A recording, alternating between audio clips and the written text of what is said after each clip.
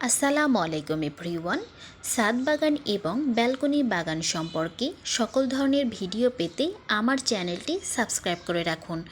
যদি ভালো লাগে তাহলে লাইক, কমেন্ট অ্যান্ড শেয়ার করবেন। আজ কথা বলবো কিভাবে সিমের বীজ বপন করবেন। সিমের বীজ বপন করার আগে কিছু কাজ আছে, চলুন ভিডিওতে জেনে নিই। প্রথমে আমি 1 মগ পানি নিয়েছি। এরপর কিছু সিমের বীজ নিয়েছি। বীজগুলো প্যাকেট থেকে বের করে কড়া রোদে 30 থেকে 40 মিনিট রেখেছিলাম। কড়া রোদ থেকে উঠিয়ে নিয়ে ছায়াতে রেখেছিলাম 2 ঘন্টা, যেন বীজগুলি ঠান্ডা হয়ে যায়।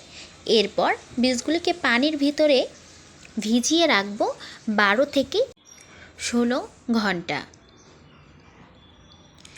বীজগুলো ভালোভাবে ভিজানো হয়ে গেলে আমি এগুলো টবে বপন করে দিব।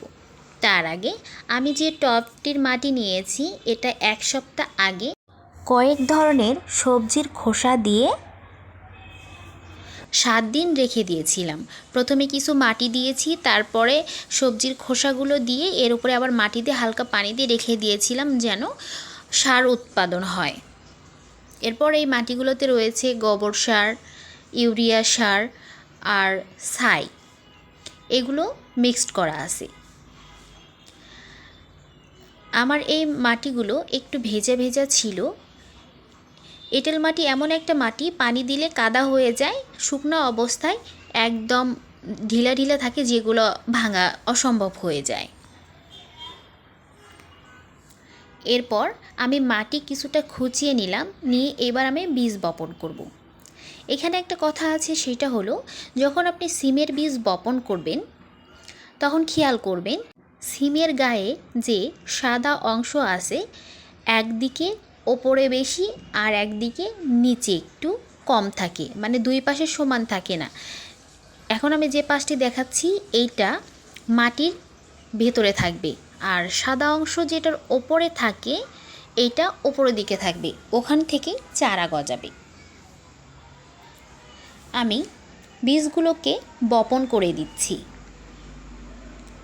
আপনারা কখনোই ভিজা মাটিতে লাগাবেন না, তাহলে বীজ পচে যাবে। আমার এই মাটিগুলো ভালো না, এই জন্য আমার কষ্ট করে এই মাটিতেই বপন করতে হচ্ছে। বীজ বপন শেষে অবশ্যই পানি স্প্রে করে দিবেন। আমি পানি স্প্রে করলাম না, কারণ আমার মাটিগুলো ভেজা ছিল। যেহেতু পানি আছে, আরও যদি আমি পানি দিই তাহলে বীজগুলো পচে যাবে, এই জন্য আমি পানি দিলাম না। অবশ্যই আপনারা বীজ বপন করার পরে পানি স্প্রে করে দেবেন। এই যে এখন যে গাছটা দেখতে পাচ্ছেন এগুলো হচ্ছে ওই যে সিমের বীজগুলো বপন করেছিলাম সেইগুলো। 18 দিন বয়স। আমি যে বীজগুলো লাগিয়েছিলাম মোটামুটি সবগুলো হয়েছে, একটি গাছ নষ্ট হয়ে গিয়েছে শুধু। তবে সিমের একটা টবে যে কোনো গাছ লাগানোর সময় একটা টবে একটা গাছ থাকা সব থেকে ভালো, মোটা হয়, ফলন ভালো হয়।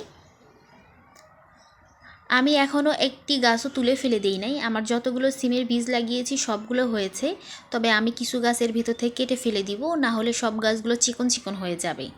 আপনারা একটি টবে 1টি থেকে 2টি গাছ লাগাতে পারেন, এর বেশি লাগানো যাবে না।